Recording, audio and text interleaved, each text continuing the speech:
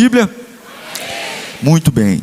Você que está online, você vai ouvir a palavra de Deus. Que o Senhor pegue você onde você estiver, tá bom? Você não está vendo um programa de TV, você está num culto.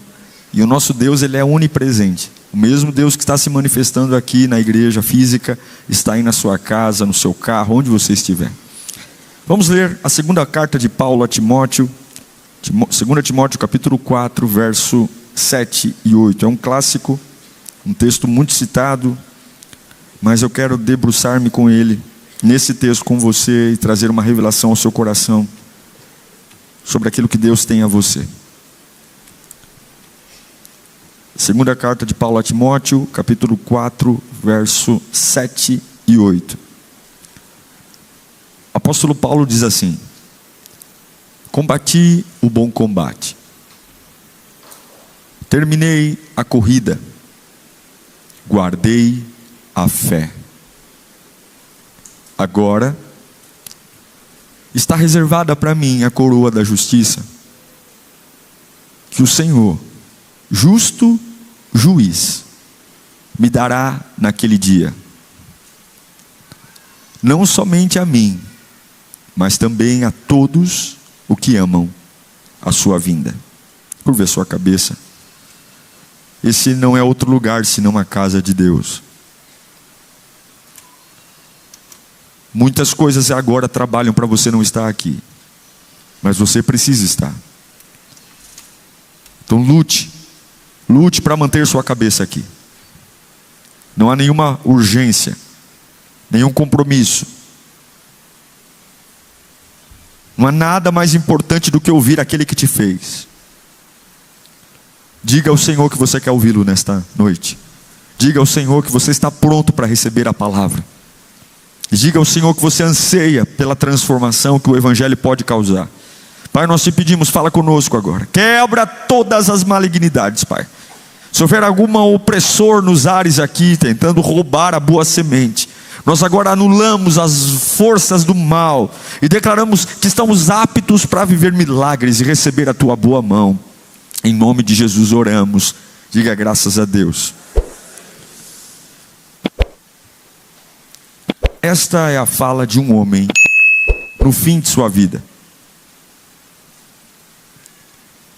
Não é um discurso de alguém que está começando. É a fala de alguém que sabe que está chegando no fim. Ele não está fazendo uma promessa de campanha. Não, ele não precisa fazer média com ninguém. Ele sabe que a morte está se aproximando. É a última carta que ele escreve em vida. E ele escreve ao seu filho na fé, Timóteo. O objetivo de Paulo aqui é prestar conta. É tentar ensinar aos que vão permanecer como ele encarou a vida. Como ele encarou os dias que teve. As últimas palavras de alguém são palavras para serem levadas em conta. E o que me assusta quando li esse texto, já li várias vezes, mas li hoje preparando a mensagem, é que ele não diz: venci sempre. Ele não diz isso.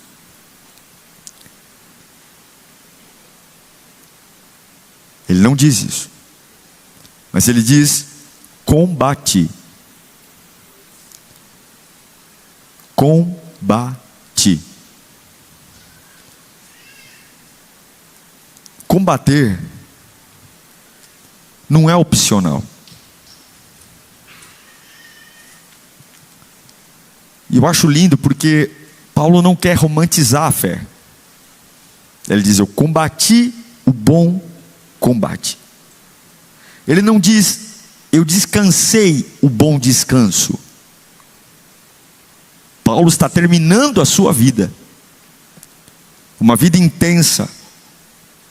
Uma vida corrida. Uma vida que apanhou muito. E ele está dizendo: combati. combati. O verbo combater não é um verbo espiritualizado.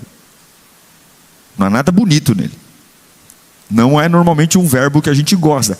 Mas o verbo combater é um verbo de guerra. É um verbo onde alguém literalmente enfrentou coisas pesadas. E aí vem algo que a gente precisa parar e pensar, baseado no que Paulo está ensinando. Se você está esperando uma vida sem luta, você não entendeu nada sobre o que é o Evangelho. Se você está esperando uma vida pacificada, você não entendeu nada sobre o que é o Evangelho. Paulo está tirando a cortina que muitos gostam de colocar para enfeitar e mostrando as vísceras de uma vida de alguém que serve piedosamente a Deus. Ele combateu o bom combate. Mas não foi Paulo que começou essa história. Jesus já tinha falado disso antes, muito claramente. Muito. A gente não gosta de lembrar, mas ele falou. João 16:33, Jesus rasga o romance da fé cristã e ele diz: estou dizendo isso para você, para que em mim você tenha paz. Ouça isso aqui para você ter paz. E o que eu tenho que ouvir? Neste mundo, nesta vida, vocês terão aflições. Contudo, tenha coragem. Ele não está dizendo que a aflição não vai vir. Ele está dizendo o seguinte: tenha coragem quando ela chegar. Porque isso que você vai enfrentar, eu já venci. Eu venci o mundo. O que eu quero que você entenda, e se eu pudesse, sei lá, se Paulo estivesse aqui, talvez seria isso que ele diria a você, usado por Deus. É que combater não significa que você não tem unção. Porque a gente tem aquela ideia: Deus, cadê aquela unção que o Senhor me deu? Porque eu estou enfrentando tanta coisa que parece que eu perdi a unção. Não. Combater é sinal de chamado. Quem tem chamado tem algo para combater.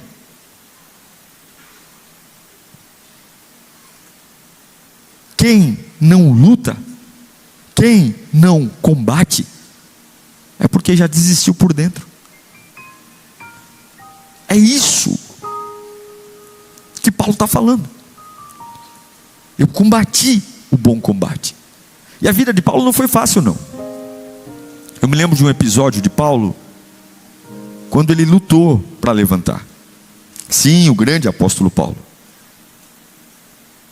Ele escreve um texto pesado mesmo. Está lá em 2 Coríntios capítulo 1, verso 8.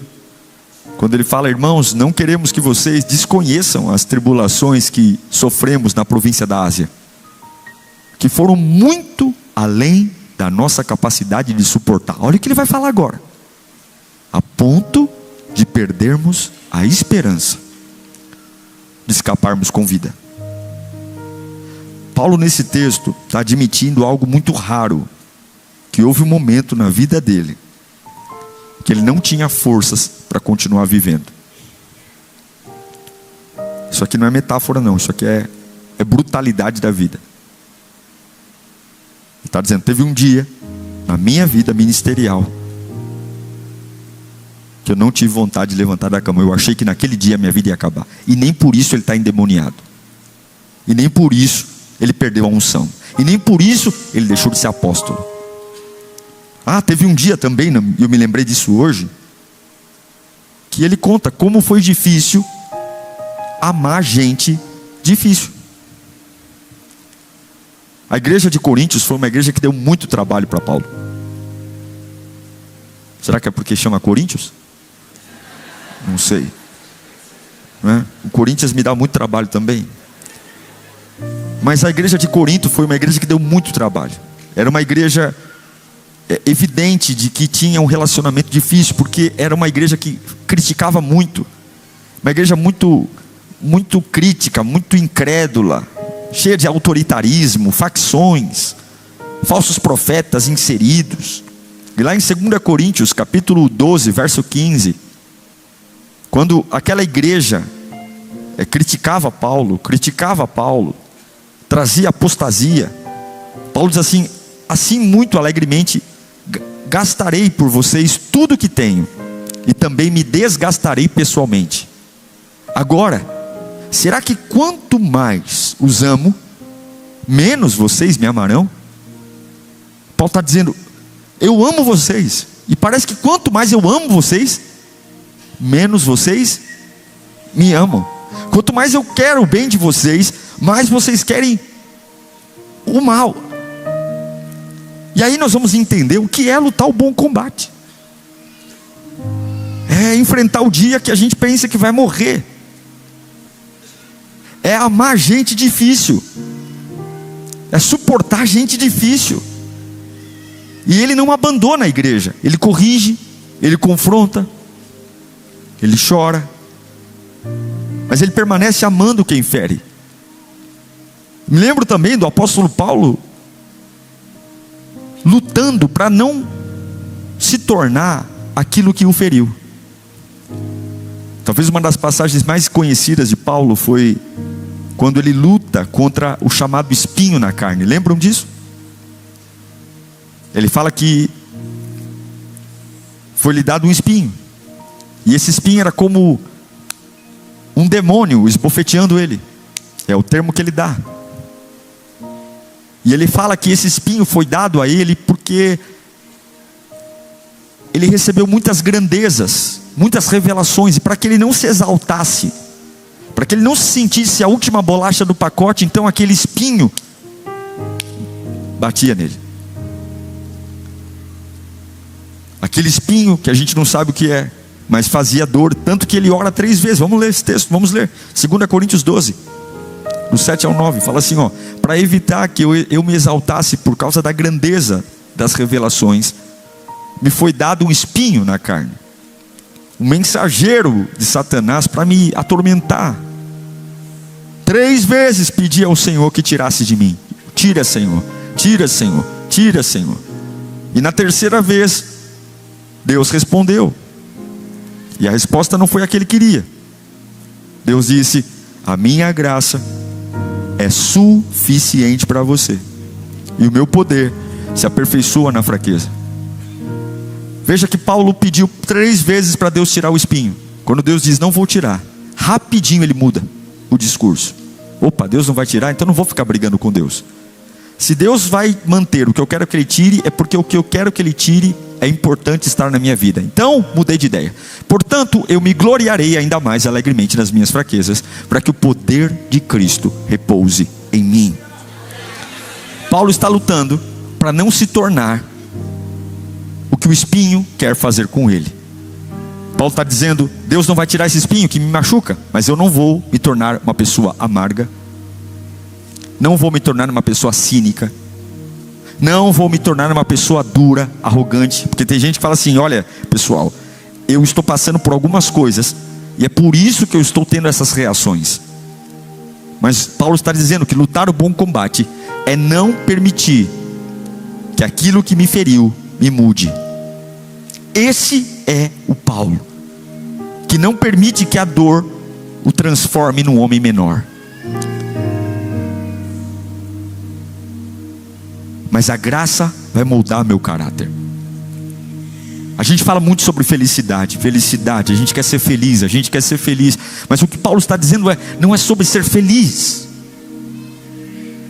é sobre ser fiel. Não é sobre sorrir, é sobre ser fiel. E tem gente aqui que talvez não está nem em pecado. O problema não é o pecado, o problema é a fadiga. Porque Paulo deixa muito claro: não foi de glória em glória, foi lutar o combate. Eu combati. E sabe o que é lindo? O texto não chama Paulo de fraco, o texto chama Paulo de combatente. Combater cansa.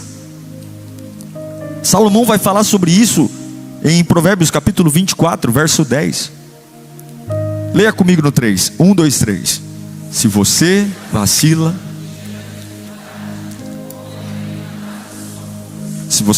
no dia da dificuldade, como é limitada a sua força.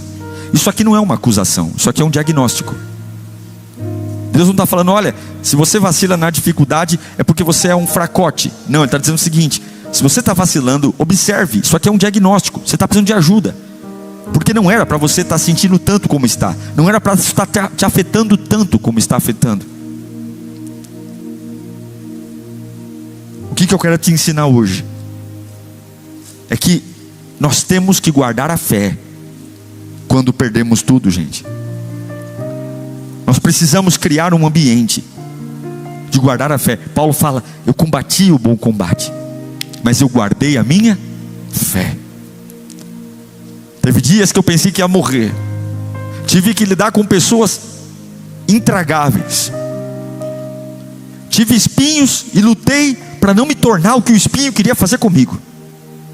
E eu guardei a minha fé. Paulo não diz: eu guardei as minhas coisas, eu guardei o meu patrimônio, eu guardei as minhas amizades, eu guardei o meu currículo. Ele está dizendo: eu guardei a minha fé. Aconteceu muita coisa, eu lutei o combate, eu fui um combatente, perdi amigos, muitos foram embora, perdi recursos, perdi a liberdade. Os livros do apóstolo Paulo foram escritos numa cela, numa prisão. Em seu julgamento em Roma, não foi ninguém para defendê-lo. Quantos ouviram a palavra através da boca dele? Quantos foram libertos através de suas pregações? Mas quando ele precisou, não foi ninguém. Mas não é sobre isso que ele está falando no final da vida. Perto de sua morte, ele não está se lamentando por amigos, recursos, liberdade. Ele está dizendo: eu perdi tudo, mas não perdi o centro. Não perca o centro, meu irmão. O centro da sua vida é a sua fé. Se você mantiver sua fé, você nunca vai parar. Perca tudo, mas não perca a sua fé em Cristo Jesus. Perca tudo, lute o combate que você tiver que lutar, segunda, terça, quarta, sexta, sábado, domingo, mas não perca a sua fé. Fé não é aquilo que te livra da perda. A fé não te livra de perder. A fé é o que te impede de se perder na perda. Quem tem fé perde, mas quem tem fé não se perde. Eu perco, mas não me perco. Eu perco amigos, mas eu não me perco. Eu perco dinheiro, mas eu não me perco. Eu perco apoio, mas eu não me perco. A fé não te impede de perder. A fé te impede de se perder na perda. E se você tiver a fé em Cristo, você vai se erguer nesse dia. Paulo está dizendo: eu lutei o bom combate e guardei a minha fé. Ele vai escrever em 2 Coríntios 5, 7. A igreja de Coríntios, ele escreve: pois vivemos por fé e não pelo que vemos. E que bom que a gente tem a fé em Deus e vivemos por ela. Porque tem fé que sobrevive na perda. Porque tem perdas que são bênçãos. O próprio Jesus disse em João capítulo 15, verso 2, que todo ramo, ele corta todo ramo que estando em mim não der fruto. Só que o que não dá fruto ele corta, mas aquele que ele quer que dê mais fruto, o que ele faz? Ele poda. A poda é um tipo de dor também. A poda também é um tipo de extração, diminuição. E se você não tiver a fé em Cristo, você vai achar que algumas perdas são castigo, quando na verdade são poda. Será que Deus não está podando para você crescer e você está dizendo: como Deus me castiga? Deus está me castigando, Deus está me castigando. Então, uma palavra para você hoje. Você vai ter que fazer uma escolha sobre quem é o Senhor da sua vida. Se Cristo for o Senhor, você vai ter que confessar diante dos homens, demônios, anjos, que você vai guardar a sua fé quando doer. Você vai guardar a sua fé quando doer. Eu vou guardar a minha fé quando eu for traído. Eu vou guardar a minha fé quando ninguém me entende. Eu vou lutar os combates que eu tiver que lutar na vida profissional, na vida acadêmica, na igreja. Eu vou lutar os combates que eu tiver que lutar na família. Mas na minha fé ninguém toca. Na minha fé ninguém toca. Na minha fé em Cristo Jesus ninguém toca. É sobre isso, não é sobre felicidade. Não deixar tocar na fé não significa que eu vou sorrir todo dia, que eu vou ter alegria todo dia. Deus nunca diz que é sobre a alegria que eu preciso me manter, mas é sobre a fé. A Bíblia diz que sem fé é impossível agradar a Deus. E tudo é possível ao que crê. Eu não sei para que eu estou pregando aqui, mas você pode estar quebrado, mas ainda assim crer que Deus ressuscitou dentre os mortos, e isso muda todas as coisas. Você pode estar aqui aflito, você pode estar aqui com medo de acordar amanhã cedo, você pode estar com medo do WhatsApp, você pode estar com medo de mensagens, você pode estar com medo de pessoas que estão te perseguindo. Isso faz parte da humanidade, mas nada disso pode tocar na sua fé. Jesus está aqui, e eu quero convidar você a ser uma igreja forte, uma igreja viva, uma igreja eficaz. Eu conheço gente que perdeu tudo, empresa, casamento, reputação, e todo mundo achou que era o fim dela, todo mundo, mas não era o fim, porque algumas vezes Deus separa o que é apoio do que é fundamento. E se eu estiver me apoiando em coisa errada, Deus arranca o apoio. A fé é um fundamento sobre a rocha. E algumas vezes eu não estou sobre a rocha, eu estou sobre uma muleta. E quando tudo cai, fica o que é de verdade.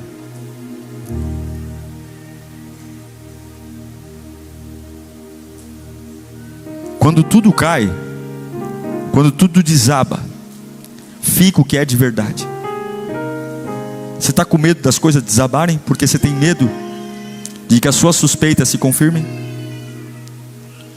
Deus não vai ter um filho mantido na mentira.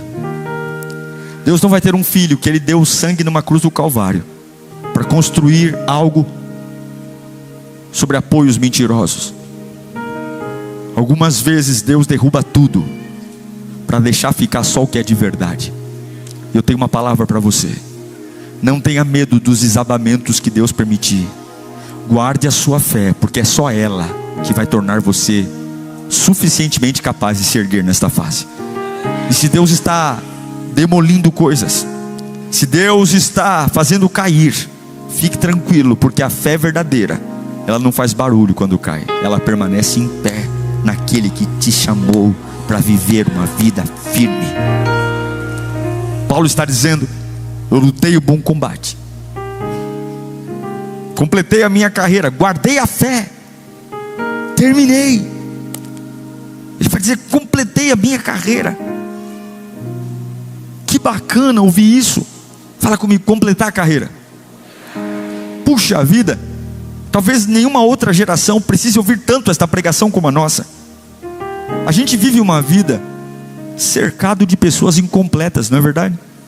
Ninguém completa nada, ninguém termina nada.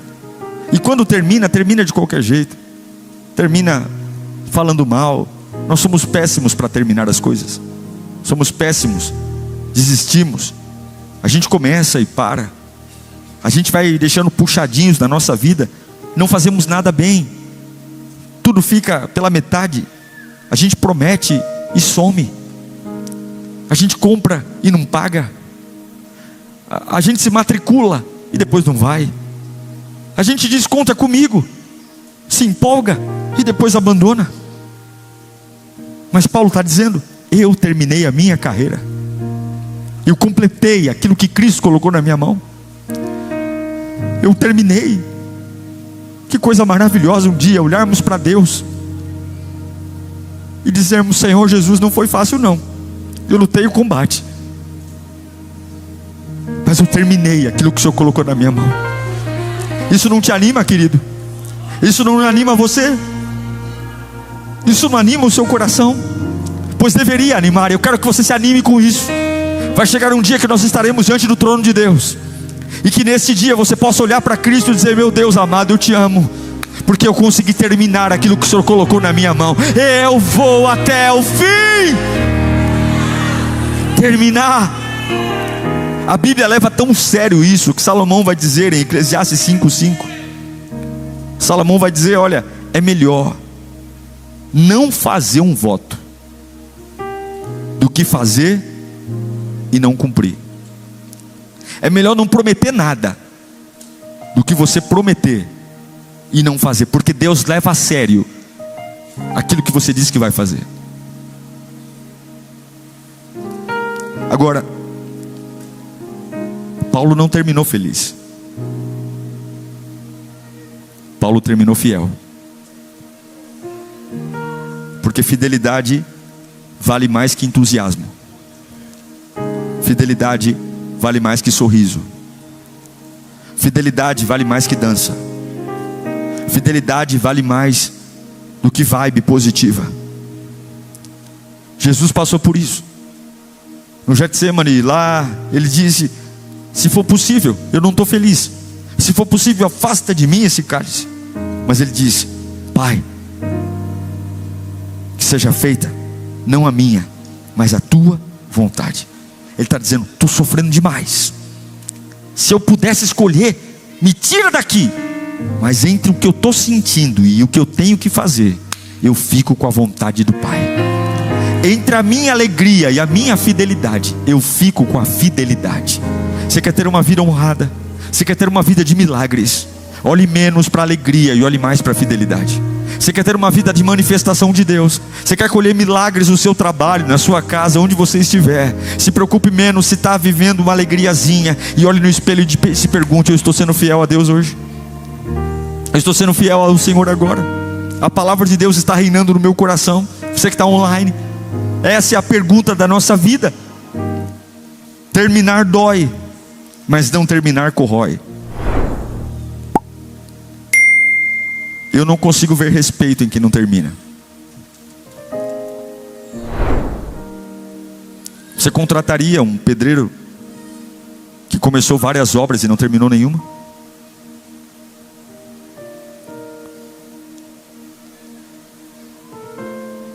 Eu, por exemplo, não me impressiono por quantas faculdades você começou. Eu conheço pessoas que começaram várias. E uma vez eu estava aconselhando uma jovem que começou uma graduação na área da saúde, e no meio da graduação ela queria ir para a área de humanas, e ela ia trancar a faculdade na área da saúde para ir para humanas. Eu disse: não, termina a da saúde. Ah, mas não tem nada. Não, tem tudo a ver. Não é sobre o quanto você vai aprender, é sobre a sua cabeça ser treinada a terminar o que começou. E nada vai ser desperdiçado. Você pode ter certeza que a hora que você for estudar humanas, fazer administração, fazer economia, fazer contábeis, você pode ter certeza que alguma coisa aqui da área da saúde vai ser útil para você lá. Mas treine a sua cabeça a terminar o que começou. Porque ser incompleto pode ser um vício. Um vício de não enfrentar o que eu tenho que enfrentar para fugir. O problema não é o curso que eu não quero mais. O problema é que eu não tenho coragem de ir à frente. Então eu digo que eu mudei de ideia. Melhor é ir até o fim. E terminar dói, mas não terminar corrói. Gálatas capítulo 6, verso 9 diz: não nos cansemos de fazer o bem, pois no próprio tempo colheremos, se não desistirmos. Eu não sei para quem eu estou pregando aqui, mas Deus está te chamando para uma fase de fidelidade. O Espírito de Deus está aqui. Existe uma maldição sobre a tua casa, a tua família, a tua história, porque todos só querem ser felizes. É por isso que a gente troca de relacionamento como trocamos de roupa. É por isso que trocamos de igreja como trocamos de pacote de bolacha. Porque nós estamos sempre atrás da alegria, que eu me sinto feliz. Mas não existe felicidade nesse texto.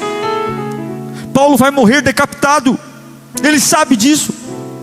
Não vai ter misericórdia, não vai ter honra. Vão cortar sua cabeça, ele vai morrer. Não tem beleza, não tem formosura. Não tem coroa de flores, não tem carruagem real. Tem a lâmina no seu pescoço. Não há alegria. Mas ele está dizendo: Senhor, eu combati a luta que o Senhor queria que eu combatesse. Tem coisas que eu lutei que eu não escolhi, foi o Senhor que escolheu. Teve dias da minha vida que eu chorei que eu não queria. Teve experiências que eu tive, Pai, que se eu pudesse, eu nunca teria passado por aquilo. Mas eu lutei. E eu guardei a minha fé. Eu guardei a minha fé. Eu guardei a minha fé. E eu estou completando a minha carreira. E aí ele vai dizer: porque terminando a sua corrida, existe uma coroa. Há uma coroa reservada para aqueles que terminam. Aleluia. Há uma coroa reservada para aqueles que vão até o fim. E Paulo diz: eu estou terminando a minha corrida, porque existe uma coroa reservada para mim. Só existe coroa para quem corre. Só existe coroa para quem vai até o fim. A coroa não é o incentivo aqui. A coroa é a consequência. Quem vai até o fim, quem é fiel até o fim, recebe a coroa da justiça. Não é correr para aplauso, é correr por fidelidade. É dizer: eu só vou fazer se honrar o Senhor. Esta semana, primeira semana do mês de fevereiro, primeira semana do segundo mês do ano, termine aquilo que você tem evitado retomar. Termine as conversas inacabadas. Termine as coisas que são puxadinhos na sua vida. Termine as coisas que são clandestinas. Termine, nem que seja para pôr um ponto final. Termine aquilo que está impedindo você de ser fiel ao Senhor. Termine, encerre. Mas pastor, eu vou ficar triste. Deus não te chamou para ser feliz, Deus te chamou para ser fiel. A felicidade virá se você for fiel. Esta semana, faça uma limpeza na sua vida. Esta semana, continue fiel. Onde você pensou em desistir, Deus vai te honrar. Está difícil pegar o ônibus, está difícil pegar o metrô, está difícil aguentar aquele ambiente, mas você sente no seu espírito que é ali que Deus quer que você esteja. Então pare de conversa e permaneça fiel. Satanás vai colocar um caminho de fuga aqui, Satanás vai colocar um outro caminho de fuga ali, o diabo vai colocar uma proposta ali, e ouça o Espírito. E se Deus falar: fique aí, fique fiel, seja fiel, porque Ele vai honrar você com a coroa da vida, se você permanecer fiel. Guarde a sua fé, não negocie a sua essência. Paulo não era uma orelha seca, Paulo era um homem inteligente. Paulo falava pelo menos 4 idiomas. Paulo estudou aos pés dos maiores cérebros da sua época. Paulo foi à Grécia e debateu em lugares de honra com filósofos renomados. Paulo era um homem culto, muito culto. E ele não terminou na academia de letras. Ele não terminou com diplomas e condecorações. Ele não se tornou um reitor de uma universidade. Servir a Deus o tornou um presidiário. Mas ele diz: eu lutei a corrida, o combate que o Senhor estabeleceu para mim. Você pode perder muita coisa, mas não perca a sua fé.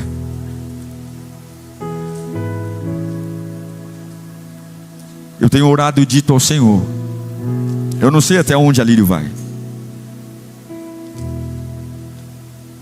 Eu não sei que futuro Deus tem para nós. Eu não sei se durante toda a nossa história, porque há 16 anos eu pastoreio, e há 16 anos eu vejo a igreja crescer. E eu tenho dito ao Senhor que a minha fidelidade a Ele não seja baseada nos números, porque podem ter anos que nada aconteça. É uma alegria ter 231 pessoas batizando. É uma alegria num dia de chuva como esse, temos tantas pessoas aqui. E por mais que isso alegre o meu coração, não é sobre isso. Não é quem começa forte que vence. É quem permanece fiel até o fim. Mesmo sabendo que tem dias que não serão bons. Permanecer fiel. Esse é o teu desafio. Não sei se você vai terminar feliz, mas termine fiel. Fiel ao Senhor. Dizer a Ele que é por Ele que você vive. Dizer que por Ele você sacrifica. Por Ele você abre mão até de prazeres. Por Ele você desagrada pessoas. Por Ele você conserta a sua vida. Por Ele. Talvez o penteado não seja mais o mesmo. Talvez o rosto fique um pouco menos bonito, mas eu vou terminar fiel.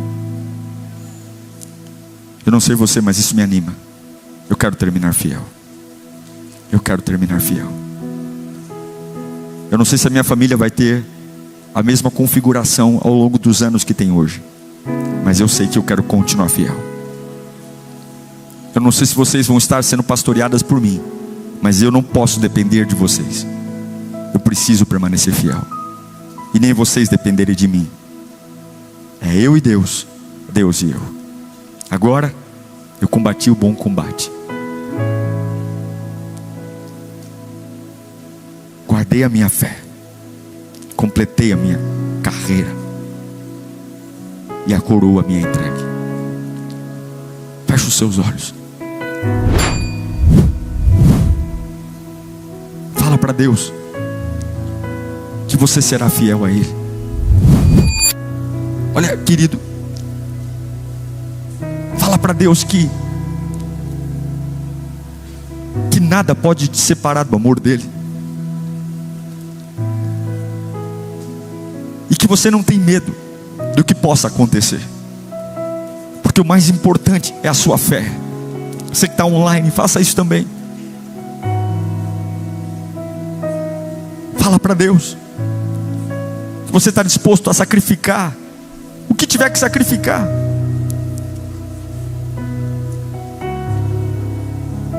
Mas que no final, está aqui, Senhor, está aqui a minha fidelidade. Eu não tenho medo de perder nada. Só tenho medo de perder a minha fé. Mas se eu tiver a minha fé, Satanás vai ter que se dobrar. Se eu tiver a minha fé, demônios vão recuar. Se eu tiver a minha fé, o mal vai sair da frente. E aí você diz para mim: pastor, mas será que Deus não quer que eu seja feliz? Claro que quer. Mas você não vai firmar a sua vida sobre isso.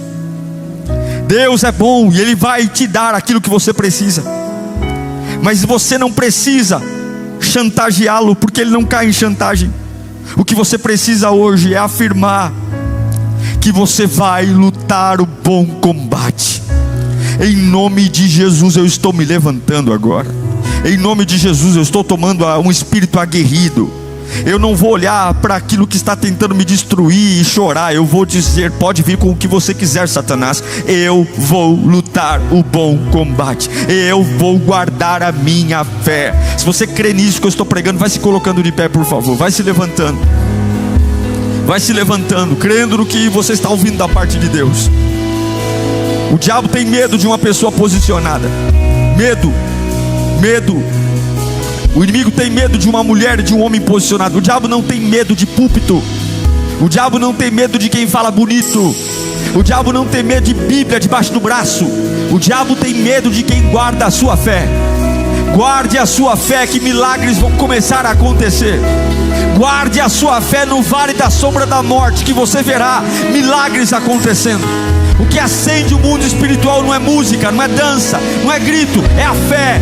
Homens e mulheres machucadas, mas que não perdem a fé. Homens e mulheres que foram assaltados, mas não perdem a fé. Homens e mulheres que apanham, mas não perdem a fé. Homens e mulheres que sepultam familiares, mas não perdem a fé. Homens e mulheres que veem a realidade os agredir, mas não perdem a fé. O céu olha para quem não perde a fé. O céu olha e ri para quem não perde a fé. O Espírito de Deus manda poder para quem não perde a fé. Eu não vou perder a fé. Eu não sei se eu vou perder família, mas eu não vou perder a fé. Eu não sei se eu vou perder meus dons, mas eu não vou perder a fé. Quantos aqui não vão perder sua fé? Quantos não vão perder em nome de Jesus a sua fé?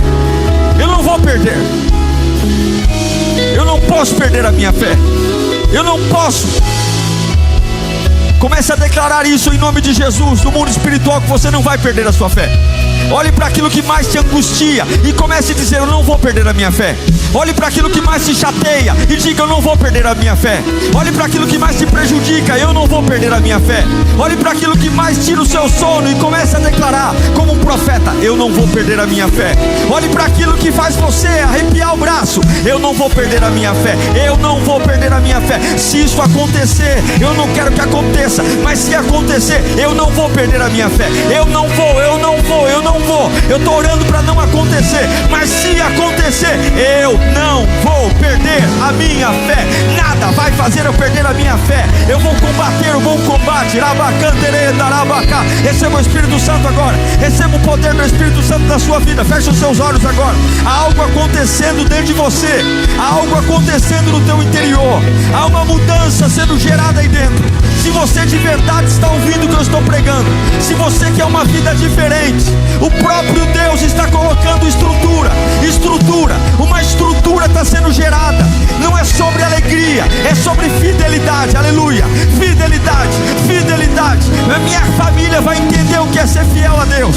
Meus amigos vão entender o que é ser fiel a Deus. Fidelidade, no dia bom e no dia mau, no dia alegre e no dia triste. Fidelidade, é até o fim, é até o fim. Nada me separará, é a minha escolha. Deixa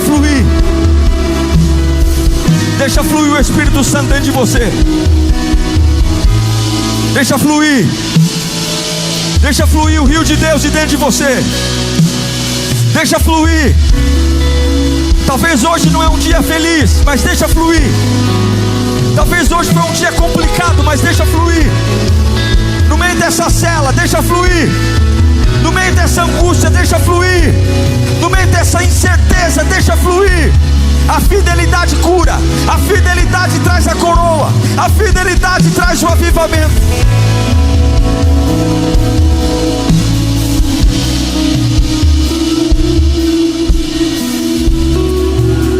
Deixa fluir. Espírito Santo. Espírito Santo. Espírito Santo de Deus. Você pode pegar na mão do seu irmão ao lado um instante só. Segure na mão dele, se você puder. Nada assusta mais o inimigo do que um crente posicionado. A minha posição não está em negociação.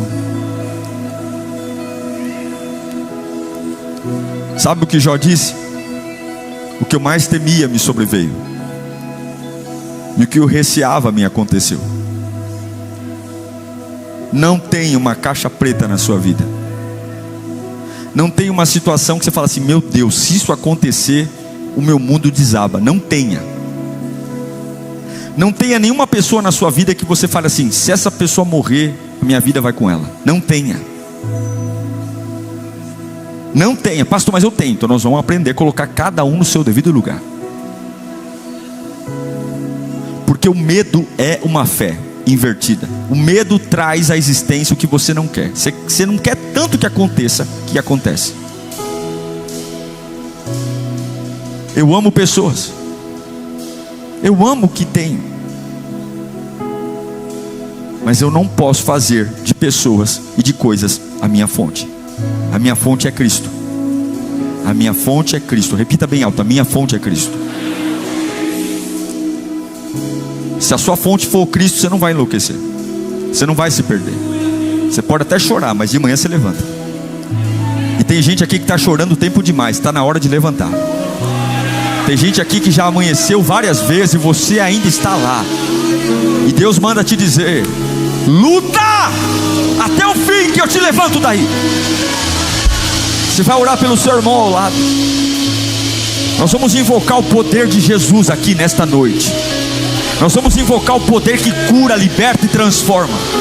O poder que faz um homem, no final de sua vida, dizer: eu combati o bom combate, eu guardei a minha fé, eu completei. Nós vamos ouvir a palavra de Deus. Eu espero que Deus te pegue aí onde quer que você esteja, que que você possa abrir seu coração para ouvir a palavra e ser completamente renovado pelo poder do Espírito. É muito bom entrar aí na sua casa, no seu carro, onde você estiver. Eu quero que você abra sua Bíblia, por gentileza, no livro de Atos dos Apóstolos. Nós vamos conversar um pouco hoje sobre uns assuntos mais preciosos que tem. É o poder de Deus. Atos 2:47. Deixe que a palavra entre no seu ser. Daqui a pouco você vai para casa, você vai ter sua noite de domingo, mas esse momento esteja aqui, concentre-se aqui. Atos dos Apóstolos, capítulo 2, verso 47. Diz assim: louvando a Deus e tendo a simpatia de todo o povo. Quem louvava? A igreja. Quem tinha a simpatia de todo o povo? A igreja. A igreja cristã, a primeira igreja, a igreja primitiva. E o Senhor lhes acrescentava diariamente os que iam sendo salvos. Deus todos os dias enviava pessoas novas, e essas pessoas aceitavam a Jesus, e essas pessoas entregavam a vida para Jesus. Vamos ler juntos no 3, todo o verso? 1, 2, 3, vamos lá.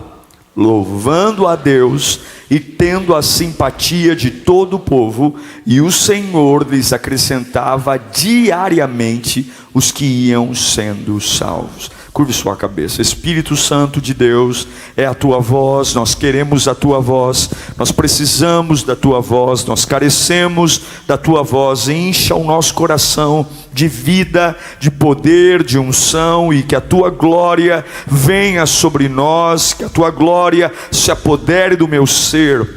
Eu preciso tanto de ti, Senhor. Ó Deus, nós queremos jogar fora nossa arrogância, nossa prepotência, nossos pensamentos de que eu já sei, de que eu já tenho, do que preciso. Com muita humildade nós queremos ouvir a tua voz. Fale conosco, Senhor. Amém. Uma das coisas que nós mais temos ouvido, eu particularmente como pastor, já ouvíamos isso lá na Campanella, mas aqui tudo parece que ficou maior, a igreja se tornou ainda mais vista. São pessoas tentando nos perguntar qual é o segredo do crescimento desta igreja. Por que que a gente cresce como cresce? Por que que a gente consegue em todos os cultos ter uma quantidade enorme de visitantes? Pessoas aceitando a Jesus, se reconciliando, nossos números de batismo só aumentam, nossa audiência online avança. E as pessoas querem perguntar qual é o sistema que nós temos aqui dentro.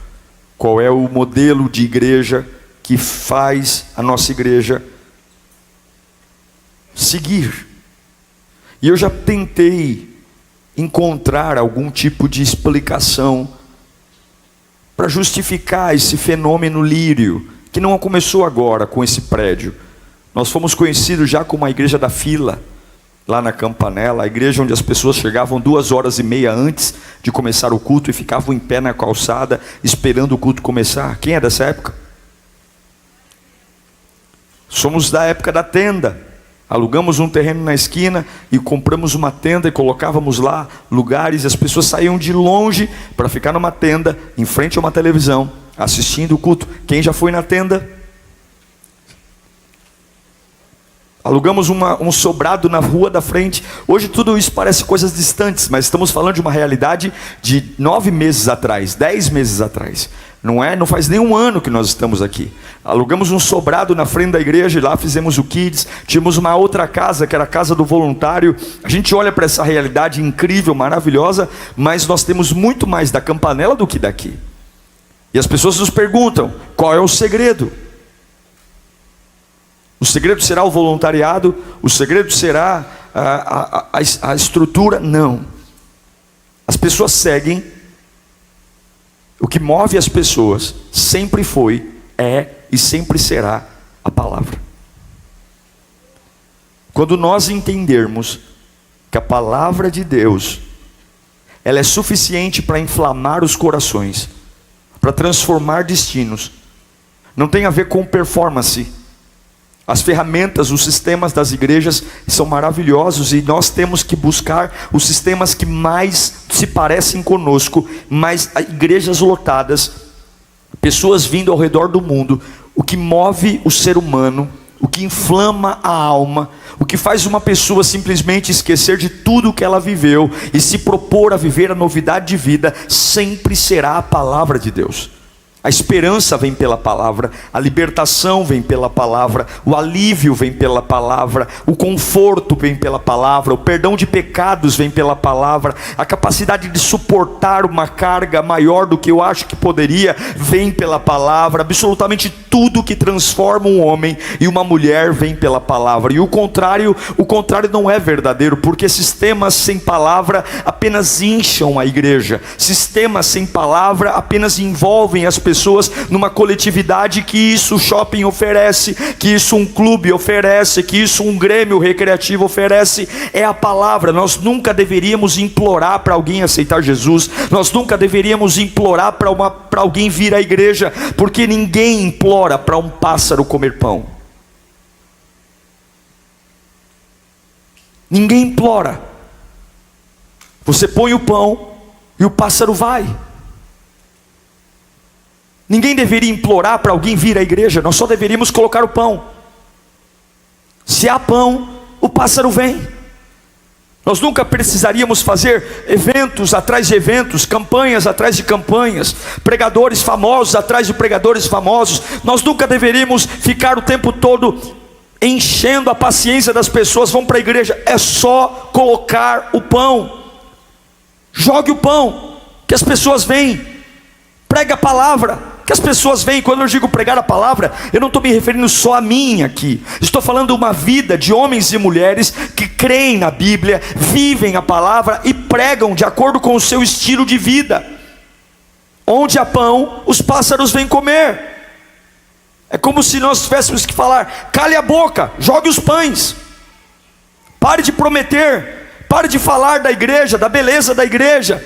Porque quem vem aqui, porque a igreja é grande, uma hora vai cansar de ver que a igreja é grande. Quem vem aqui por conta do brinquedão, do lounge, da cafeteria, uma hora ou outra a pessoa vai se enjoar de tudo isso. Mas quem entende o poder da palavra, a transformação da palavra, o fogo da palavra, a unção da palavra, onde há pão, os pássaros vêm. Então quando alguém perguntar para você, por que nossa igreja simplesmente, ela mantém-se igual, é dia de chuva, ela está cheia, é dia de calor, ela está cheia, porque nós aprendemos a valorizar o pão. O que nutre nossa igreja é a palavra. Se amanhã ou depois formos célula, tudo bem. Se amanhã ou depois acabar com o voluntariado, tudo bem. O coração sempre tem que ser a palavra. Onde há a palavra, os discípulos aumentam. Onde há a palavra, as pessoas se curam. Nós precisamos da palavra. E quando alguém está muito doente, pode ter certeza que ele carrega muitas informações, menos a palavra de Deus. Quando alguém está muito estressado, muito nervoso, quando temos um dia de incômodos, onde nenhuma posição dá bem, onde nós simplesmente não conseguimos raciocinar, começamos a ferir pessoas que nunca deveríamos, sermos grosseiros, é porque falta a palavra, porque a palavra nos educa, a palavra nos amadurece, a palavra nos dá palavras certas, do jeito certo de se expressar, é a palavra. E onde a palavra toca, infecta. Onde a palavra toca, contamina. Do mesmo jeito que o ódio contamina, a raiva contamina, um homem cheio da palavra, por onde ele passa, ele vai deixando um rastro de esperança, de fé.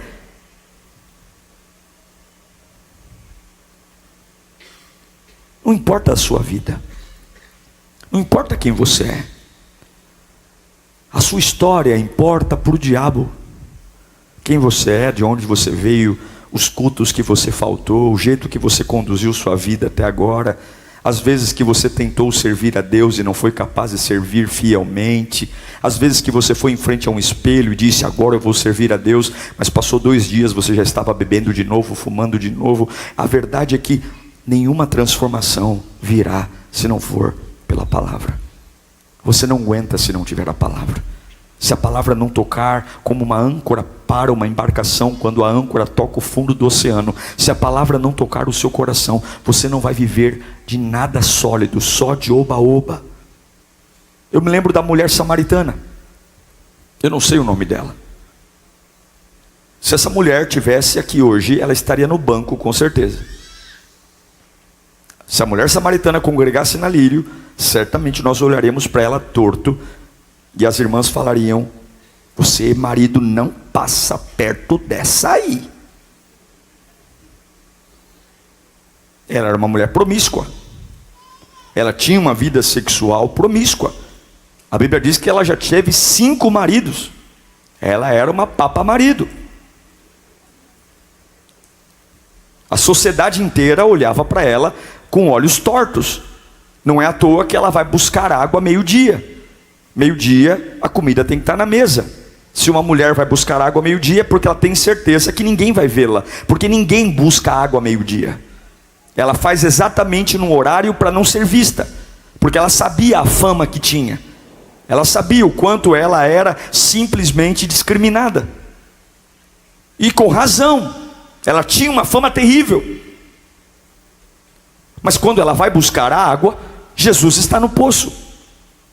Jesus manda os discípulos comprarem comida em Samaria, e ele fica no poço sozinho, porque ele sabia que ela iria ali. E quando ela chega no poço, a vida dela muda, porque Jesus dá a palavra para ela.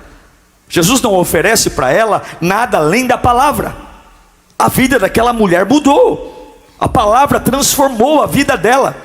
A palavra foi mais poderosa que a sua reputação, mais poderosa do que a opinião das pessoas, mais poderosa do que falavam dela. A palavra simplesmente mudou. Ela foi no tanque buscar água num horário reservado, porque ela tinha muito medo de ser vista, muito medo do que os outros falavam. E quando ela chega naquele tanque, ela encontra a palavra, ela encontra Jesus, e a vida dela muda. Mesmo tendo um passado torto, mesmo tendo uma fama de alguém que não presta, mesmo tendo uma reputação péssima, a palavra tocou nela, a palavra libertou ela. Eu não sei te explicar, eu não consigo montar um curso para explicar isso para você, eu não consigo colocar uma fórmula científica para dizer como que uma pessoa humilhada, uma pessoa desprezada, simplesmente recebe uma palavra, nada fora dela mudou, as pessoas estão lá, a reputação está lá, mas ela consegue ter uma força tão poderosa, mas tão poderosa, que ela simplesmente se ergue.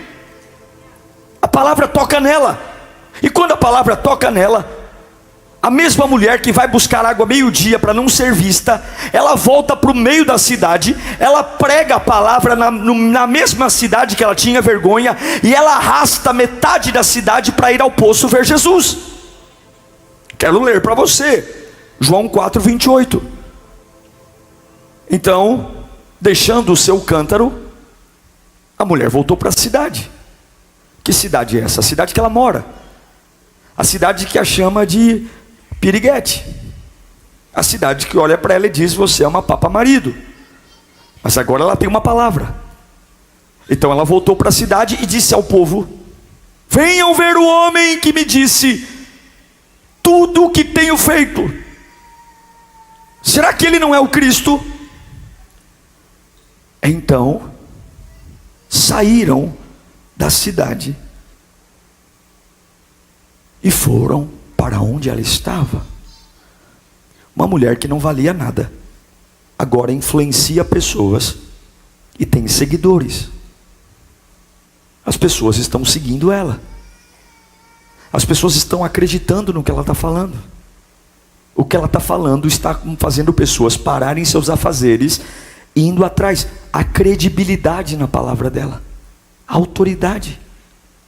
Mas ela não foi para um retiro, ela não ficou numa casa de recuperação 2 anos, ela não foi para o monte, ela não foi para um culto de cura e libertação, ela não passou por um processo de encontro com Deus. Não, ela não foi para o gabinete pastoral. Não, ela não foi ungida diaconisa.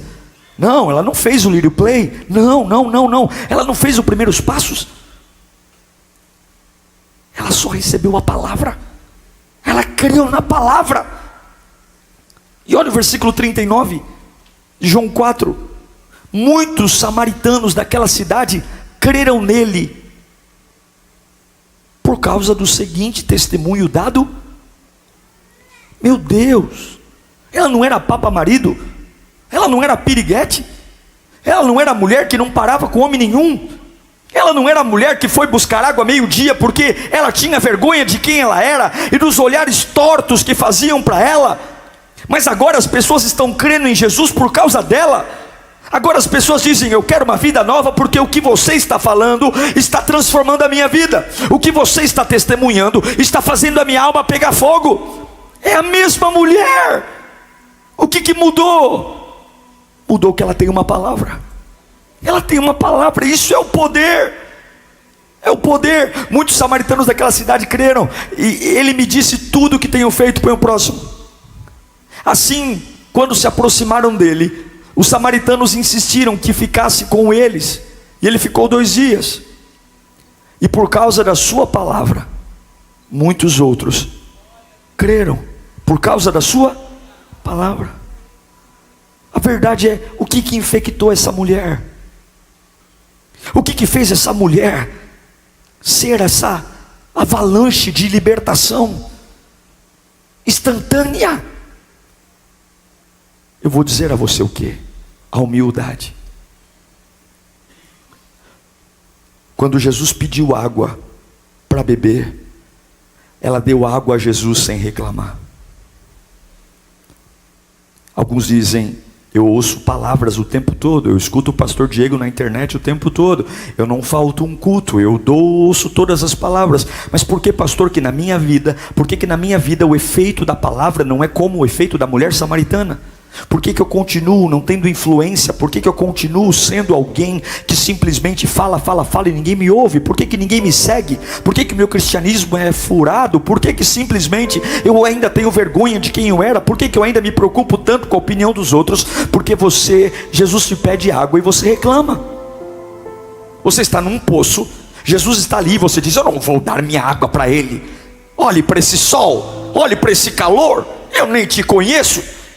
Você quer água? Pegue você mesmo sua água. Você quer minha vida?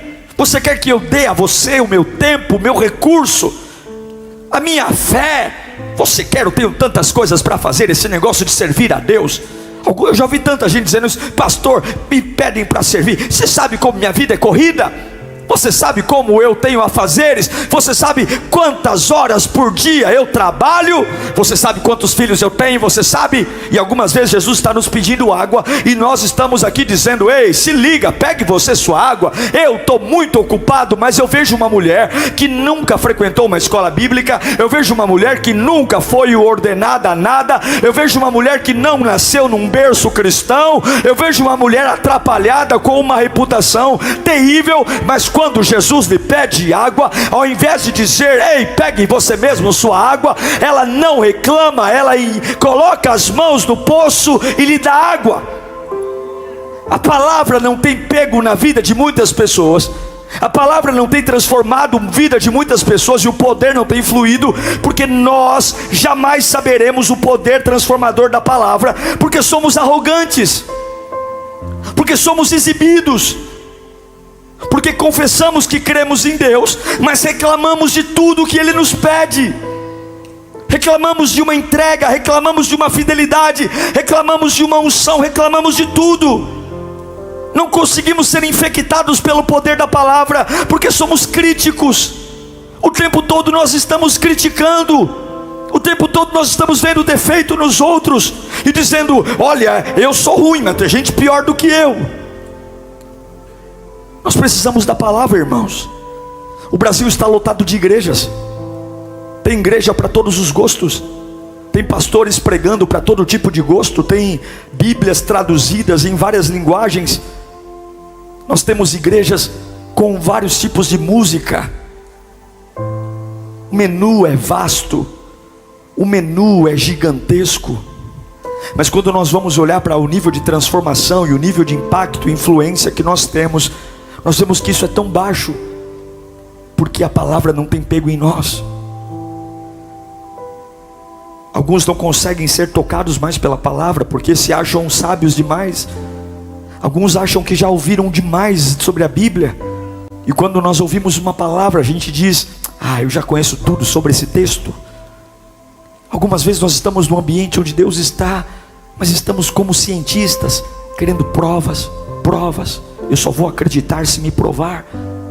Mas nós esquecemos que a transformação da mulher samaritana, uma mulher pecadora, uma péssima reputação, começou na humildade, receber a palavra de Deus. Quantas vezes nós precisamos parar para ouvir? É como uma semente plantada no coração de um homem, que vai gerando poder. Você sabe o que é poder? Você acha que poder é cantar ousado? Você acha que poder é decorar meia dúzia de versículos? Você acha que poder é gritar o sangue de Jesus tem poder? Você acha que poder é fazer parte de uma instituição religiosa? Não, não. Poder é quando suas palavras começam a queimar o ouvido daqueles que te ouvem. Isso é poder. É quando você começa a falar o nome de Jesus, e você não precisa ser pastor, você não precisa ser obreiro, mas você começa a falar do nome de Jesus. E as pessoas que estão bebendo, cheirando, prostituindo, as pessoas que estão trabalhando com você, o ouvido delas começa a queimar. Elas simplesmente não conseguem resistir a você. E você diz: nem eu sabia que tinha essa autoridade. Para mim eu era um pobre pecador. Mas quando você tem o poder, as suas palavras começam a queimar o ouvido das pessoas. Você quer ganhar sua casa para Jesus? Agora eu vou fazer teologia, porque eu vou debater Bíblia com meu pai, e eu vou convencê-lo que o catolicismo não serve, ao protestantismo bobagem.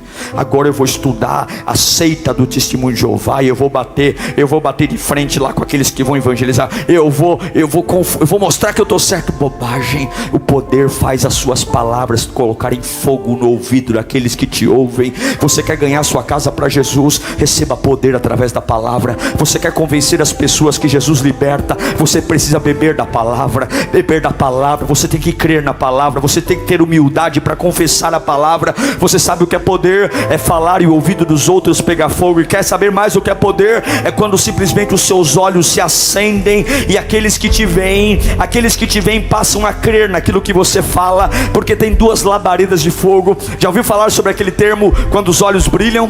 Aquilo que os olhos brilham é o que é importante para você. Aquilo que faz os olhos brilhar é onde você está apaixonado. E algumas vezes as pessoas olham para nós e dizem: nossa, eu vejo um brilho nos seus olhos. E aí você diz: nossa, é porque eu estou apaixonado. Nossa, é porque eu estou prestes a comprar uma casa. Porque os olhos brilham quando nós encontramos algo muito especial. Os olhos brilham quando nós encontramos algo que faz toda a diferença. E eu me pergunto, por que muitas vezes os olhos da igreja não brilham mais? Porque que é algo mais especial que Jesus, que é algo mais especial do que aquele que deu a vida por nós, algo mais especial do que aquele que morreu e ressuscitou e não nos deixam órfãos. Eu quero declarar que isso é poder. Poder é os olhos brilharem no meio do vale da sombra da morte. Poder são os olhos brilharem quando nada faz sentido. Poder é as pessoas olharem e dizer: eu não vejo motivo para você estar animadinho. Eu conheço tua vida, eu conheço tua história, eu sei seus desafios, e você simplesmente brilha os olhos, porque há uma palavra. Eu não sei te explicar isso direito, que o Espírito Santo te explique aí. Eu não sei te explicar direito, mas eu sei que Deus está dizendo: é época e tempo de manifestar poder. Poder. Quer saber o que é poder? É quando você tem uma combustão na alma tão grande que você tem energia para enfrentar tudo. Você simplesmente não despreza gigantes. Você simplesmente não despreza momentos difíceis. Você simplesmente crê. Você crê e você não olha para as circunstâncias. Você não faz conta. Você não precisa de uma calculadora. Você não precisa colocar no papel. Você simplesmente crê, porque Deus nunca dará um fardo maior do que você pode suportar. Você crê, isso é poder. É poder. Poder. O poder que ofuscou o passado daquela mulher. O poder que ofuscou a reputação daquela mulher. O poder que fez mesmo as pessoas que olharam para ela dizendo: prostituta, prostituta, e agora estão ouvindo ela dizendo: me leva que eu quero ir. Me leva, onde você vai? Me leva. O que mudou? Ela não precisou pedir desculpa para ninguém. Ela só precisou crer na Bíblia. O poder estava ali. Agora ninguém mais quer apontar o dedo para ela. Agora ninguém mais quer ter conversa fiada. Agora as pessoas só querem segui-la. Já percebeu que a gente sempre quer caminhar pelo lugar mais difícil? A gente sempre quer mudar a nossa história pelos caminhos mais difíceis. Ao invés de você marcar bolo, ao invés de você fazer textão no WhatsApp, Ao invés de você tentar fazer uma roda e tentar justificar o injustificável, encha-se da palavra. A palavra vai curar sua história. A palavra vai trazer dignidade a você. A palavra vai abrir portais eternos. A palavra vai fazer você se erguer. A palavra vai fazer você se levantar. A palavra vai fazer as pessoas que riam e zombavam de você começarem a respeitar você. Você vai viver uma época de respeito. Você vai viver uma época de dignidade. Você vai dizer: pastor, ninguém na minha casa é respeitado. A minha família no bairro não é uma família boa. Olha, pastor, eu já vivi em tantos lugares, já fiz tanta bobagem, ninguém acredita em mim. Coloque a palavra no seu coração. A palavra te dará credibilidade. A palavra te dará autoridade. Mas não é essa pregação expositiva, essa pregação animadinha, empolgadinha, de pessoas que estão animadas e decoram versículos. Não, a maior pregação não começa na boca, a maior pregação começa no coração. É quando você simplesmente sabe o que Deus pode fazer. Você precisa crer em algo, irmão. Você precisa acreditar em algo. Deus tem resposta e força para tudo o que você precisa. Deus tem poder para todas as suas dificuldades. Nós precisamos do Espírito. Em Atos capítulo 1 versículo 8 diz: mas receberão poder quando o Espírito descer sobre vocês, e serão minhas testemunhas em Jerusalém, em toda a Judéia e Samaria e até os confins da terra. Por que o Espírito veio? Porque eles estavam tão comprometidos. A Bíblia diz que o dia inteiro eles buscavam avivamento. Eles buscavam. Por que buscavam? Porque havia uma promessa. Eu tenho uma promessa. A minha casa é de Jesus. Minha filha vai ser melhor do que eu e Carla. Eu tenho uma promessa. Uma promessa de que Deus está comigo. E eu não tenho direito de duvidar, porque eu tenho uma palavra. Tem pessoas que falaram que estariam comigo e não estão mais. Tem pessoas que falaram que Deus iria usá-las ao meu lado e não estão mais. Mas eu não duvido do que Deus disse, porque eu tenho uma palavra. E você não precisa hoje de um carro, de uma casa. Você precisa de uma palavra, uma perseverança na palavra, um clamor unânime dizendo: eu não vou sair até ter uma palavra. Porque quando a palavra é liberada, algo revolucionário acontece. Não há nada mais lindo do que depender de Deus. Não há nada mais poderoso do que deitar a cabeça num travesseiro e dizer: eu dependo de Ti, Senhor. Não há nada mais precioso do que os homens, quando tentarem me manipular, eles ficarem frustrados porque não mexem comigo, porque eu dependo de Deus. Não há nada mais precioso do que fazer uma oração e saber que eu dependo de Deus. Não é pendurar um banner na parede, não é o nome de uma quinta B-Power, não é uma organização, não é um servir, é carregar uma palavra. Porque a lírio pode passar, a igreja pode passar, mas as palavras de Deus nunca vão passar. E eu sei que alguns aqui estão pulando de igreja em igreja e dizendo: eu vou encontrar uma igreja para congregar. A igreja para congregar é o menor dos seus problemas. A igreja para cultuar é o menor dos seus problemas. Vai para a Assembleia, vai para a Batista, fique aqui. O que você precisa é uma palavra que mude você, que mude o seu coração, que te dê a força necessária para ser imparável, imbatível, para que você pare de oscilar, para que você pare de duvidar, para que você pare. É um comprometimento, é uma perseverança, porque quem persevera e se compromete, um dia um vento impetuoso vem, e quando esse vento impetuoso vem, línguas são repartidas, poder é derramado, a unção é transformadora. É o poder, é o poder para implodir violentamente. Quando nós entendermos o que é uma palavra, a gente vai perceber que não são recursos. Recursos é uma palavra. Quando o Espírito Santo desce na igreja de Atos, a Bíblia diz que aqueles que não criam em Deus, eles falavam: eles estão bêbados. Eles estão bêbados. Eles entraram na igreja hoje chapados, porque o que Deus vai fazer na sua vida sempre vai deixar o ímpio confundido. Eles vão tentar encontrar nomes para aquilo que Deus está fazendo. Eles vão tentar, alguns vão falar coisas boas, outros vão falar coisas ruins, Mas tudo que as pessoas não entendem, elas querem encontrar um culpado. Como elas não sabem como Deus está te levantando, como elas não conseguem entender como você ainda não morreu, como você ainda não quebrou, como elas não conseguem entender como depois de tudo que você passou, você ainda está na casa de Deus. Então elas querem encontrar uma resposta, elas querem encontrar uma explicação.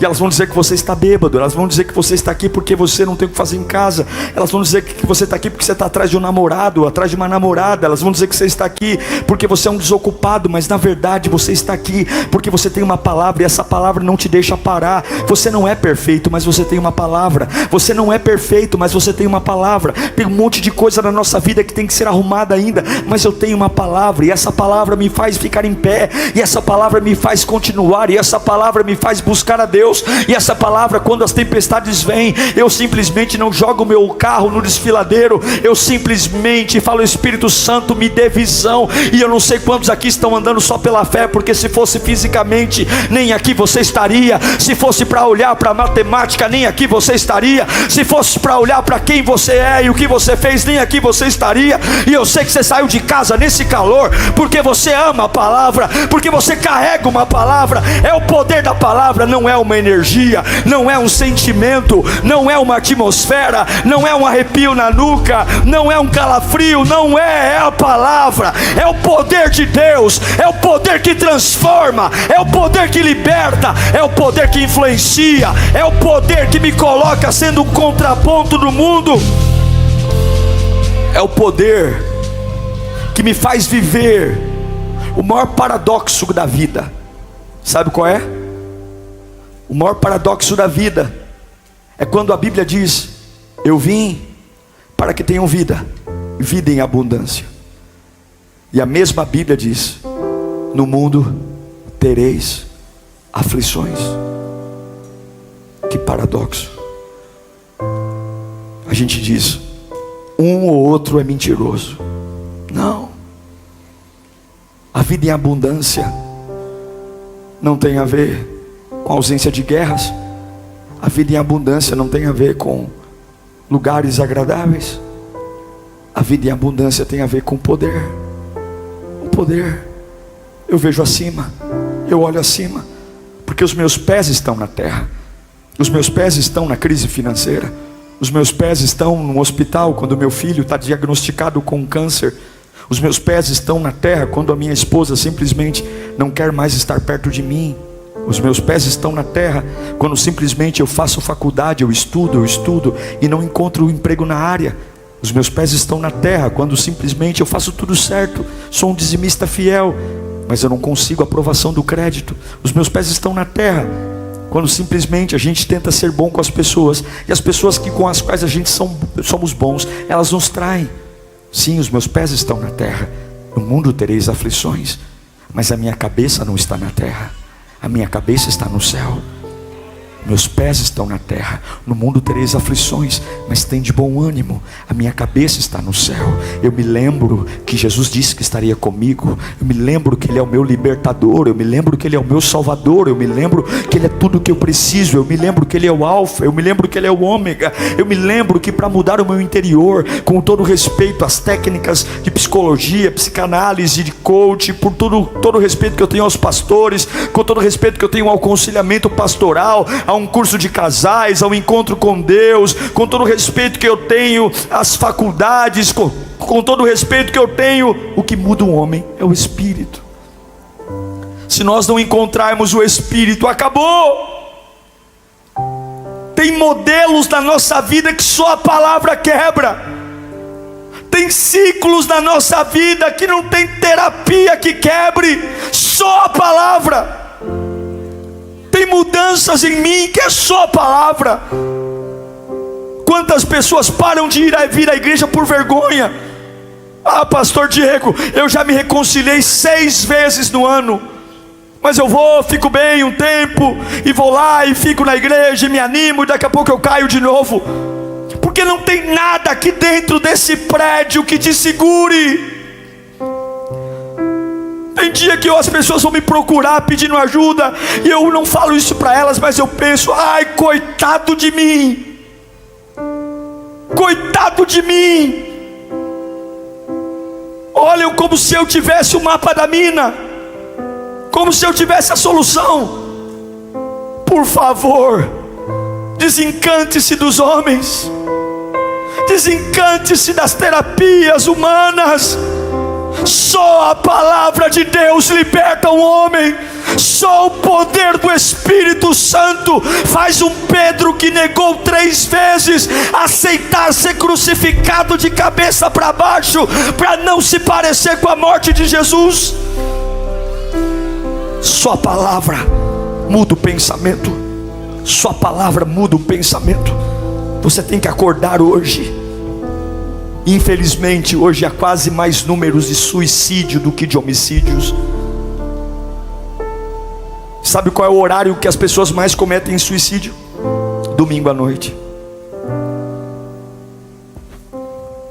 O domingo à noite é o período que mais existem boletins de ocorrência de suicídio, porque a emoção do final de semana acaba. Sexta-feira é uma delícia, sábado inteiro é uma delícia, mas domingo à noite a realidade está batendo a porta. Não tem como beber mais domingo à noite. Não tem como encontrar mais alguém para ir no motel domingo à noite. A segunda-feira está chegando e junto com a segunda-feira vai esfregar na minha cara a realidade da minha vida. Vai esfregar na minha cara os meus fracassos. Vai esfregar na minha cara tudo que eu não sou. Não dá para disfarçar, não dá para beber, não dá para cheirar, não dá para fumar. Eu vou acordar e vou ver aquele sol raiando. E o diabo, o mesmo diabo que abriu portas para eu me divertir, é o mesmo diabo que vai na minha cabeça dizendo: você é um farrapo, você é um lixo. E a pessoa diz: eu não vou encarar segunda-feira, eu vou me matar. Sim, nós temos hoje aqui nesta igreja o maior antidepressivo da história, chamado Espírito Santo de Deus. Nós temos aqui hoje o maior antidepressivo da história, chamado Poder de Deus. Eu não vou me matar, eu não vou cortar meus pulsos, eu não vou pular da minha sacada, eu não vou tomar chumbinho, eu vou me encher do Espírito Santo. Ei, diabo, eu não vou ser enterrado por você. Eu não vou ser. Seu limite é até onde você deixa o Espírito te encher. O limite do Espírito que há em você é o limite que você deu. O Espírito Santo te enche até onde você permite. Quando você tem o Espírito Santo, sua vida pode ser corrida, sua vida pode ser agitada. Quando você tem o Espírito Santo, as pessoas simplesmente podem tentar te trair, cansativa, nervosa, chefe enchendo a paciência, mas você jamais vai parar. Não para. Você irritantemente continua. Irritantemente as pessoas dizem: hoje ele não vem trabalhar. Daqui a pouco é você passando pelo corredor. Irritantemente você continua na igreja. Alguns vão dizer: ai, você ficou sabendo o que aconteceu na casa dela essa semana? Ai meu Deus, vamos marcar uma visita para essa semana lá na casa da irmã, porque com certeza ela deve estar na cama. Irritantemente você entra pelo lounge da igreja dizendo: Pai do Senhor, Pai do Senhor, Pai do Senhor, Pai do Senhor. Mas como pode? Eu não consigo parar. Eu tenho uma palavra. Eu tenho uma palavra. Eu preciso de uma palavra. Qual é a palavra que você tem? Você sabe o que é poder? Poder. Poder. Eu encerro dizendo que tem algumas coisas que o diabo quer que você pense. A primeira coisa que o diabo quer que você pense é que o Espírito Santo é uma pessoa. Fala comigo: o Espírito Santo não é uma pessoa. Não é. Porque se o Espírito Santo é uma pessoa, o Espírito Santo tem humor, tem temperamento. Se o Espírito Santo é uma pessoa, tem dia que ele quer falar comigo, tem dia que ele não quer falar comigo. Se o Espírito Santo é uma pessoa, tem dia que ele está tão ocupado que ele não vai atender o WhatsApp. Mas o Espírito Santo não é uma pessoa. O Espírito Santo não é um arrepio, o Espírito Santo não é uma energia, o Espírito Santo não é só um vento, o Espírito Santo não é uma luz, o Espírito Santo não é um servo do Pai, o Espírito Santo não é um cachorrinho de Deus que fica fazendo a vontade. Não, não, não. O Espírito Santo não é uma pessoa, o Espírito Santo é o próprio Deus. E a minha Bíblia diz: vós sois templos do Espírito Santo. Eu não sei você, mas tem um Deus morando dentro de mim. Eu não sei você, mas tem um Deus morando dentro de mim.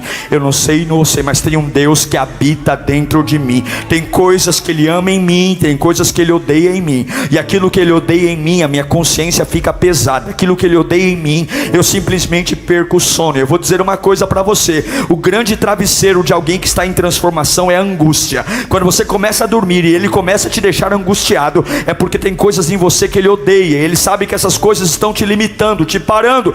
E hoje eu declaro: o Espírito Santo não é o seu amiguinho, o Espírito Santo não é uma pessoa, o Espírito Santo não é para você dar meia dúzia de rajada de língua estranha na igreja. O Espírito Santo não é aquilo que as pessoas dizem no monte e ficar marchando. Não, o Espírito Santo é Deus, é a Ele que te transforma, é Ele que te levanta, é Ele que está aqui, é Ele. Segunda coisa que o diabo quer que você faça: primeiro, que você acha que o Espírito Santo é uma pessoa. Segunda coisa, fica aí que estou encerrando. O diabo ama quando você entrega para pessoas o que você deveria só entregar para Deus. Ele ama. Ele ama. Pastor, gostei tanto da Lírio, quem pode me acompanhar nessa igreja? Pastor, quem que pode cuidar da minha vida? Amei a igreja, quem vai ser o meu discipulador? Por que que você quer entregar para homens o que você tem que entregar para Deus? Por que que você está doido para colocar sua vida na mão de um homem, se você deveria entregar para Deus? Eu amo quando alguém se importa comigo. Eu amo quando alguém sente minha falta. Eu amo quando alguém manda uma mensagem dizendo: você é importante. Eu amo quando simplesmente eu estou dodói e alguém diz: eu estou orando por você. Mas eu quero dizer que eu não preciso de nada disso, porque eu entreguei a minha vida na mão de Deus. Eu não vou colocar na mão dos homens o que eu coloco na mão de Deus. Desculpa, minha alegria não está na mão de vocês, minha alegria está na mão de Deus. Se vocês não quiserem voltar mais aqui na Lírio, eu vou continuar pregando do mesmo jeito, porque o meu ministério não depende de aplausos ou de vaias. O meu ministério depende daquele que me chamou, e eu estou aqui para agradar Jesus Cristo. Ele é o motivo de nós estarmos aqui. Nós não somos um grupo recreativo, nós não somos um grupo de amigos, nós somos homens e mulheres imperfeitos que creem na palavra, que amam a palavra, que desejam a palavra. Pastor, o meu filho não quer ir mais na igreja. Fala com o meu sobrinho, fala com o meu filho, quem sabe ele te ouve.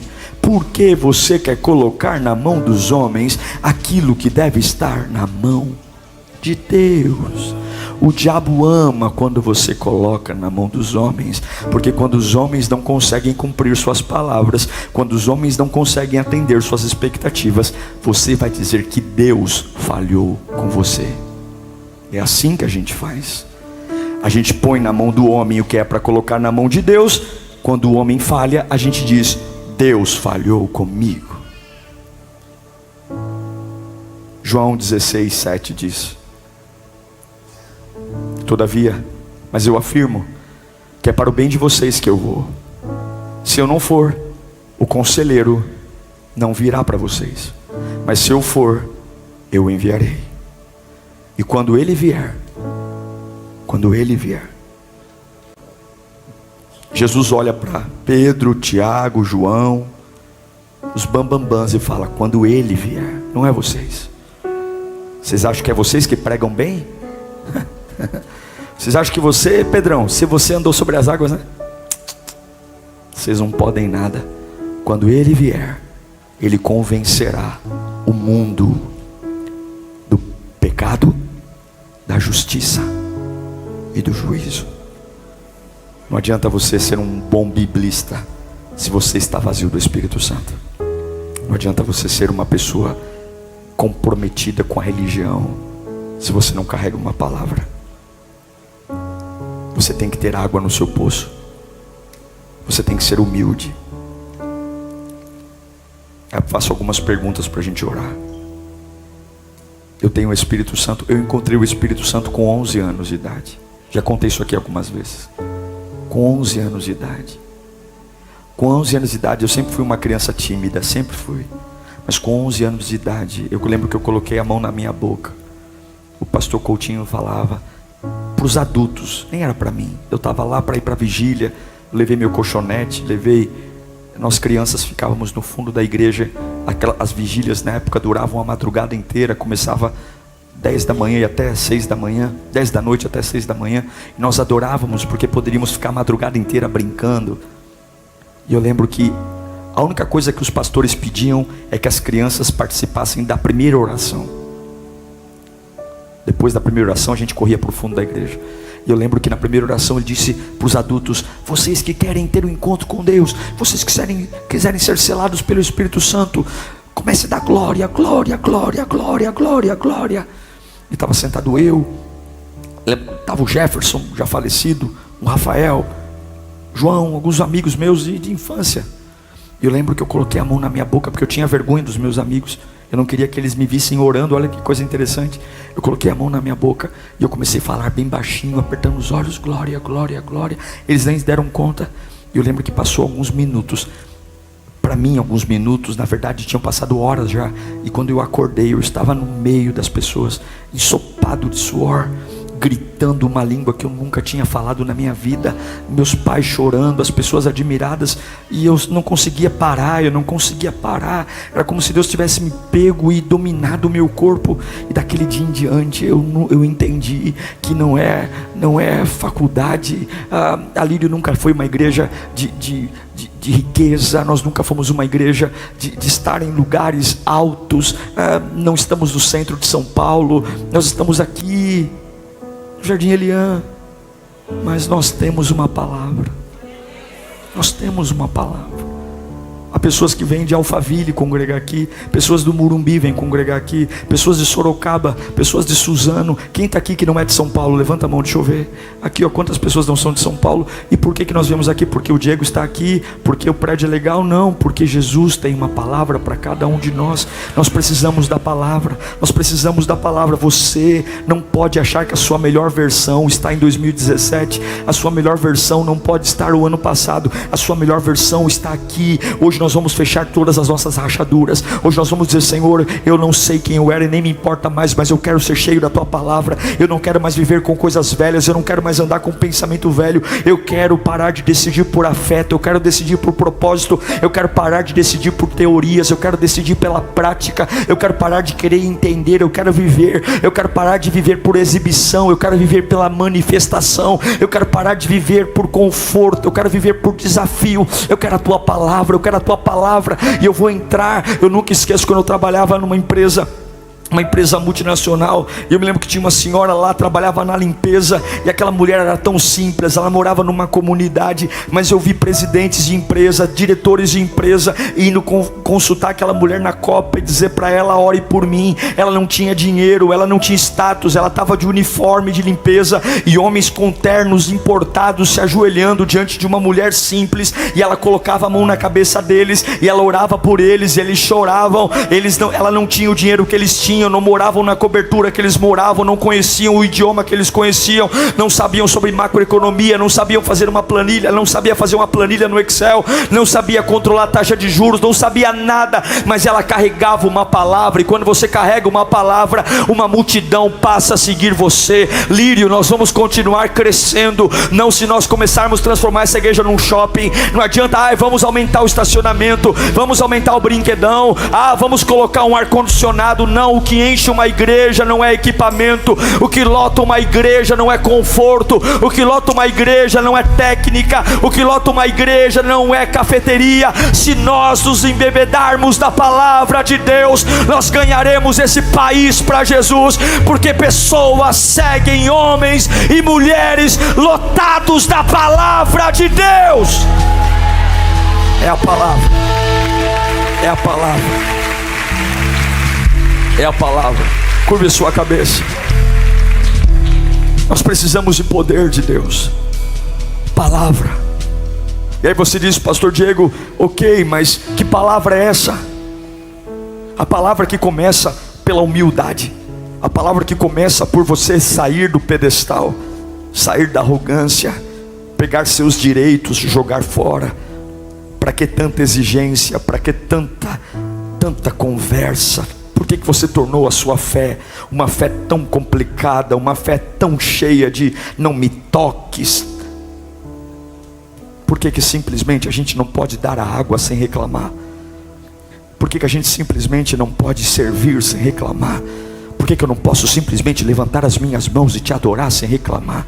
Eu não estou nem aí se vão com a minha cara ou não. Eu não estou nem aí se pensam mal de mim ou não. Eu não estou nem aí se querem que eu morra ou não. Eu só sei de uma coisa: o meu Deus está me pedindo água e eu vou entregar água. Eu não quero saber o que pensam do meu passado. Eu não quero saber se acham que é justo ou não. Eu só sei de uma coisa: se eu carregar uma palavra, os mesmos ouvidos que me desprezaram vão ouvir, os mesmos olhos que me julgaram vão me seguir. Eu só quero dizer uma coisa: se eu carrego uma palavra, a mesma casa que disse você não tem nada para dizer aqui, cale sua boca, você não presta, você tem um passado terrível, mas se eu tiver uma palavra, se eu amar Jesus de uma forma tão poderosa e tiver uma palavra, milagres vão acontecer. Sim, meu irmão, você precisa de uma palavra. É por isso que você está tão cansado, é por isso que você está tão estressado, é por isso que você está com tantos problemas, é por isso que a tua vida está uma bagunça, porque você tem feito muitas coisas, mas você perdeu o temor à palavra. Você não pode perder o temor à palavra. Você não pode achar que Deus é uma experiência. Você não pode. Ele é o Senhor da sua vida, Ele é o Todo-Poderoso. Renda-se a Ele nesta noite,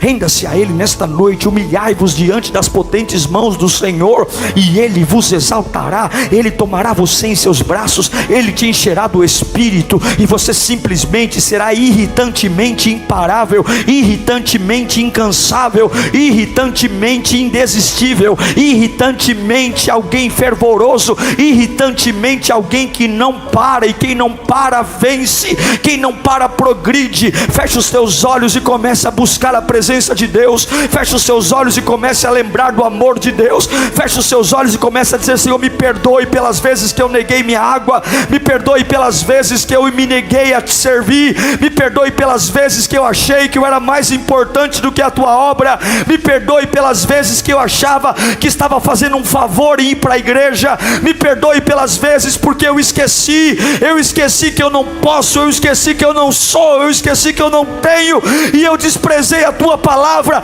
Mas hoje eu quero a tua palavra, hoje eu quero beber da tua palavra. Eu não estou nem aí com o calor, eu não estou nem aí com os afazeres da vida. Eu quero a tua palavra, eu preciso da palavra, eu preciso da palavra. Algumas vezes eu penso: Senhor, o que eu preciso fazer para melhorar como pastor? O que eu preciso fazer para melhorar como pregador? E Deus me diz apenas: fique na minha palavra, ame a minha palavra, vai tudo dar certo, porque se você pregar a minha palavra, as pessoas virão. Se você pregar a minha palavra, as multidões virão, porque não é você, não é técnica de coach, não é oratória, é a palavra que fez Jesus lotar um deserto, é a palavra que fez uma mulher prostituta se transformar numa pregadora, é a palavra que vai fazer você, com essa história complicada, ser tomado de vida, tomado de poder, tomado de unção.